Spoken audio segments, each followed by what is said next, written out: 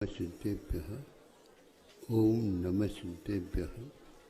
अहिंसा परमो धर्म की आचार्य गुरुवर श्री कुंद कुंद भगवान की, आचार्य गुरुवर श्री ज्ञान सागर मुनि महाराज की।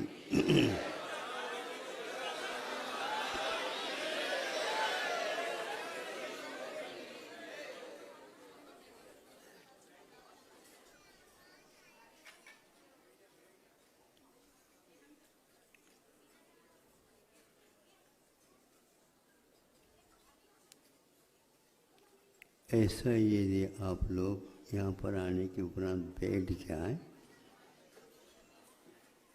बहुत आनंद आ जाएगा। आप लोग जो बोलते हैं उसके कारण जिनकी एकाग्रता रहती है वो भी उत्तीर्ण के स्थान पर अनुत्तीर्ण हो जाती। इसलिए आप शांति से बैठा करो। महाराज शांति हो तो बैठे हैं, लेकिन बैठने से शांति अपने आप आने लग जाती, इसलिए कह रहा हूँ। अब देखो, कई परीक्षाएं हो गई। दो व्यक्तियों के बीच में परीक्षा होने जा रही।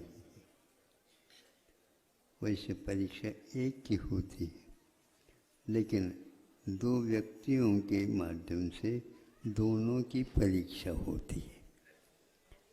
उसको हमें अब थोड़े से देखना है।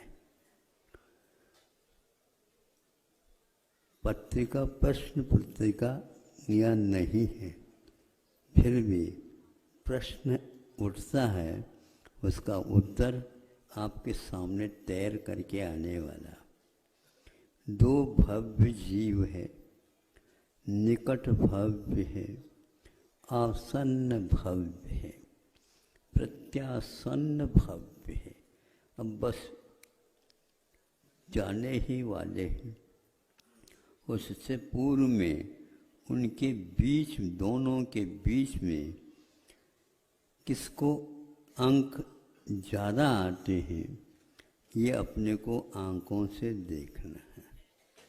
बीच में कोई तालियां न बजाए, क्योंकि उससे भी परीक्षा में व्यवधान आता है। उनको तो नहीं आता, लेकिन सुनने वालों को अवश्य आता। अब सुनिए अथवा देखिए। दो परीक्षाओं में इन दोनों के बीच में परीक्षा हुई थी। उसमें एक बहुत अच्छे अंक लेकर के आता, दूसरा अंक लेकर के तो आया है, लेकिन वह दूसरी श्रेणी में आ जाता।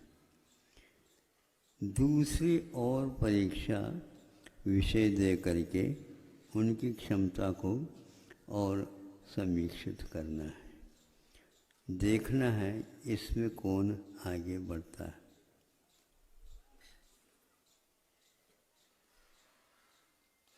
एक की हाइट मैंने शरीर की ऊंचाई कम है और एक की ज़्यादा है।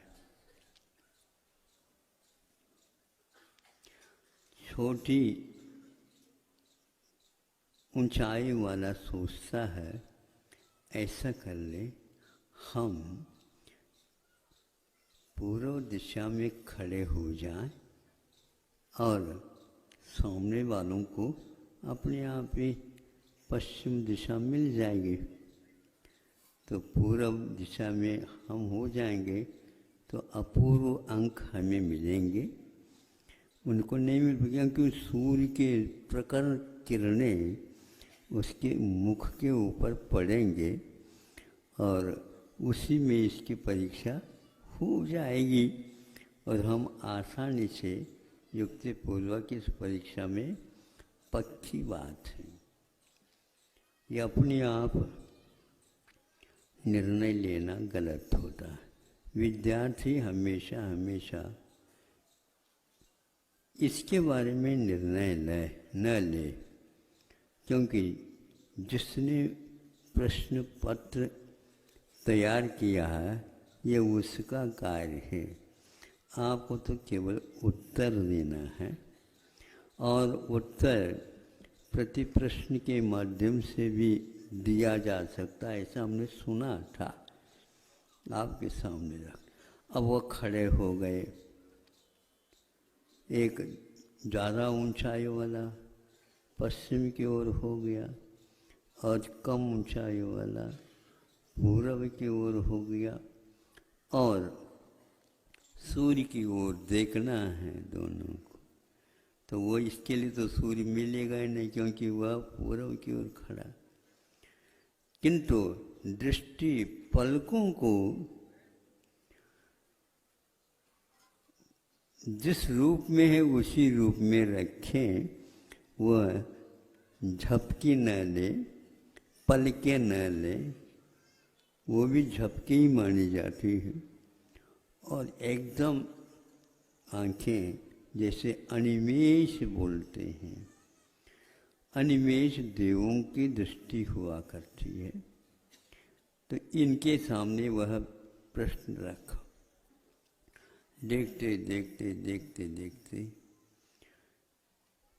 धीरे धीरे जिनकी ऊंचाई कम थी वो भीतर से कमज़ोर जैसे हो रहे हैं, और सामने वाले जो खड़े थे उससे उनकी ऊंचाई ज़्यादा थी, और सूर्य धीरे धीरे धीरे धीरे ढलने की उसको उस ओर गया जहाँ पर वो आगे आने वाला नहीं। तो धीरे धीरे यह सूर्य का प्रखर किरण इसके छोटे के ऊपर पड़ने लगे, और कुछ समय के उपरांत छोटे कद का जो था उसकी आंखें झपकते ही जो परीक्षक को वहाँ पर रखा गया था, नियुक्त किया गया था, उसकी परीक्षा उन दोनों से भी ज़्यादा हो रही थी, कहीं गड़बड़ न हो जाए, और वह हो गई।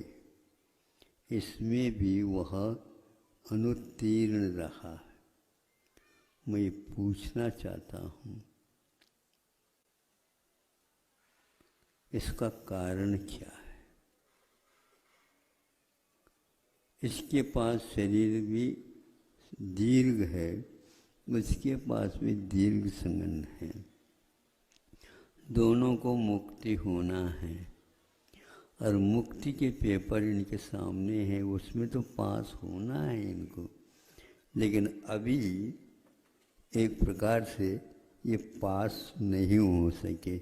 एक पास हो गया, दूसरा पास नहीं हुआ। उत्तीर्ण क्यों नहीं हुआ? शरीर आश्रित क्रिया के माध्यम से आत्मा की शक्ति की परीक्षा 3 काल में होती नहीं।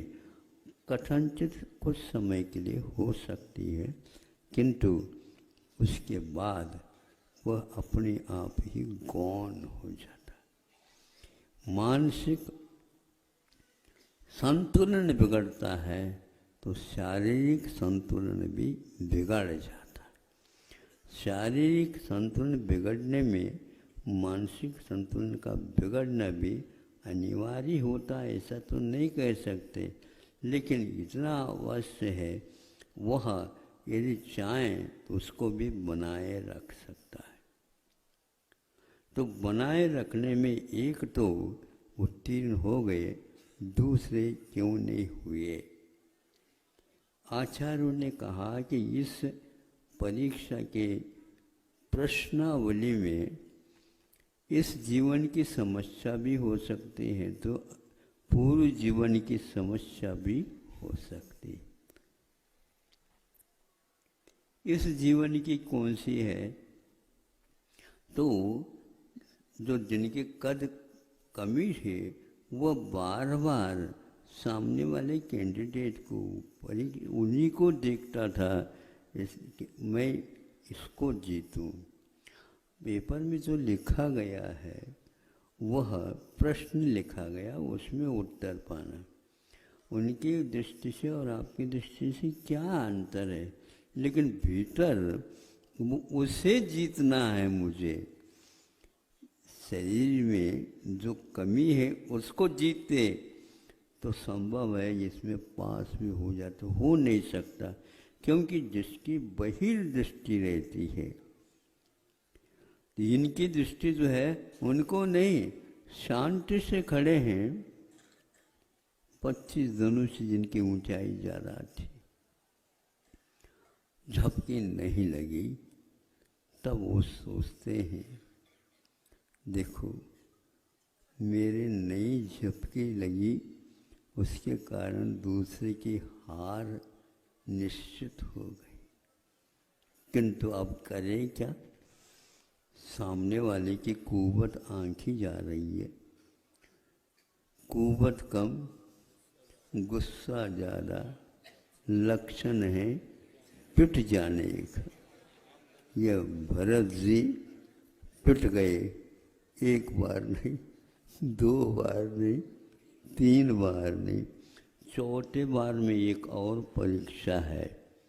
ये मोरलिटी की परीक्षा है, वो सामने आ जाते। हम अंतिम शस्त्र अभी दिखाए नहीं, सबके सामने आ जाएगा। और उन्होंने घुमा दिया, लेकिन माथा घूम गया। वहाँ जा कर के चक्र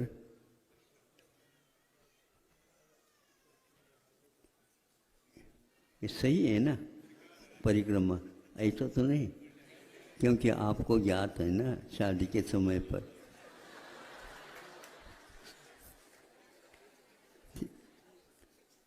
दक्षिणा और प्रदक्षिणा ये है कि चूँकि सूर्य और चंद्रमा मेरु की प्रदक्षिणा करते हैं, तो इसी प्रकार ये चक्र प्रदक्षिणा दे करके और भरत जी के सामने खड़ा हो गया। बाहुबली की परिक्रमा 3 पेपर के अपेक्षा से ये पेपर बहुत टफ है। इसमें मेरी नीतिगत परीक्षा भी हो गई। हमने वायदा किया था क्षत्रिय होने के नाते इन तीनों परीक्षा में करना। चौथी परीक्षा किसी को लेने के लिए नहीं कहा गया था, और आपने इसको क्यों किया? लेकिन उसमें भी जब हार गए तब प्रश्न उठता है इसमें क्यों हार गए? चक्र तो काम करना चाहिए था, ऐसा कोई नियम नहीं। चक्र के पास भी अपनी नीतियाँ होती हैं, उसके बाहर वो भी काम नहीं कर सकते। आपके पास घड़ी है तो घड़ी है तो उसमें चाबी भरने की सिस्टम है, तो भरना ही पड़ेगा आपको। अब कोई दूसरा है ऑटोमेटिक अपने आप चलती है, लेकिन उसकी चाबी अलग होती है। हाँ, ये भिन्न भिन्न हैं, तो उसके माध्यम से एक चलते हैं। तो आपको ये सोचना चाहिए था कि जिनकी जो है स्थिति वह पूर्व नीति के ऊपर आधारित है, किसी को दुख नहीं पहुंचाने रूप वैयावृत्ति इन्होंने किया था बाहुबली ने। इसलिए एक भी परीक्षा में वह अनुत्तीर्ण नहीं रहे।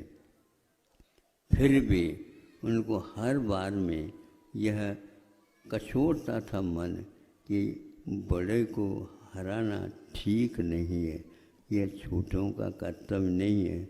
लेकिन रणांगन में कर्तव्य यही है, जैसा कहा गया उतना ही करना पड़ता। आप सुन रहे हैं महाराज, बहुत अच्छे सुन रहे हैं, क्योंकि यहाँ तो परीक्षा पेपर की बात हो रही। प्रत्येक घड़ी प्रत्येक पल हमारी परीक्षा हो रही। सब में तो कुछ सीमाएं हैं, किंतु श्रमण बनने के उपरांत सीमातीत की बात करते हो तो सीमातीत की बात करते, उसमें एक भी नंबर, एक भी अंक कम होता, आधा भी अंक कम होता, पाव भी अंक कम होता, पाव का पाव भी कम होता है तो सहन नहीं होता है। अबे हमें केवल 33 नंबर ही में ही निपटा रहे। बच्चों, हमारा जो आप आशीर्वाद दो, 33 की जगह 330 हो जाए। सामने वालों की बुद्धि इस प्रकार हो जाए तो एक जीरो रख दे। उनको केवल जीरो रखना था, लेकिन 33 लिख करके जीरो लिख दिया। ये बार बार मेहनत करता था, मंत्र पढ़ता था, कम से कम उनकी बुद्धि में 33 तो आ जाए, तो 33 आ गया और एक शून्य और आ गया। लेकिन 330 तो अंक रखे नहीं गए थे। हमारा लक्ष्य, हमारी दृष्टि, हमारी स्थिरता वहाँ पर रहे जिसे हमें बताया गया कि ये कर्तव्य। कर्तव्य कोई प्रश्न नहीं, कर्तव्य किसी के द्वारा दिया हुआ नहीं, अपने ही करने के प्रति क्या निष्ठा है उसके यहाँ पर तुलना करने से कम बेशीपन सामने आ जाता। जिंतु जो ही किसकी ओर गए, अरण्य की ओर गए, तो उनको केवल ज्ञान की भूमिका बन गई, किंतु भरत चक्रवर्ती को अपना चक्रवर्ती पने को ही निर्वाहित करना था, वो उधर चले गए। हम ज़्यादा नहीं कहना चाहता हूँ, क्योंकि आपका समय पूर्ण हो गया। परीक्षाएं 4 होनी नहीं थी, 3 थी, लेकिन चौथी भी परीक्षा हो गई। उस समय दोनों पक्ष को लगा, जो एक प्रकार से निष्पक्ष होकर के खड़े थे, उनको भी लगा ये ठीक नहीं किया, और आज तक भरत चक्रवर्ती का नाम लिया जाता है, लेकिन सहोदर के ऊपर चक्र चलाना तो ठीक नहीं। इसके बीच में एक और परीक्षा हुई है, तीनों परीक्षा में बाहुबली और पास होते गए थे। जब मल्ल युद्ध हुआ उस समय बाहुबली ने दोनों पैर पकड़ के या हाथ पकड़ करके यूं उठाया और आसमान में उनको उछालने वाले थे। अब वो कहते नहीं, उछालना नहीं, नीचे गिर जाए अच्छा नहीं माना जाता, और धीरे से उसको उतार करके धरती पर रखा।